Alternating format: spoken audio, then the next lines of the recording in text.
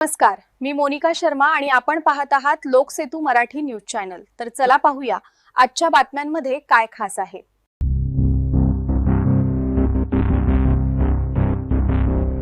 उच्छाद माजवणाऱ्या माकडाचा अखेर बंदोबस्त, नवापूरकरांना मोठा दिलासा। वारंवार त्रास देणारे माकड वन विभागाच्या ताब्यात, नागरिकांनी सोडला सुटकेचा निश्वास।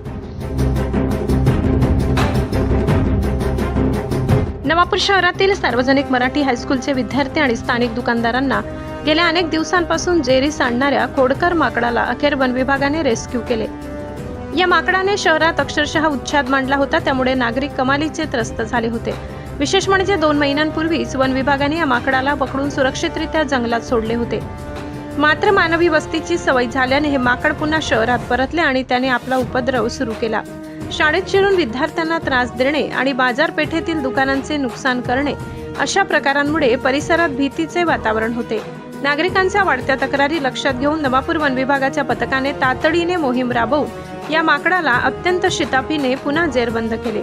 या कारवाईनंतर माकडाला दूरवरच्या घनदाट जंगलात सोडण्यात आले असून शहरातील व्यावसायिकांनी आणि पालकांनी सुटकेचा निश्वास सोडला।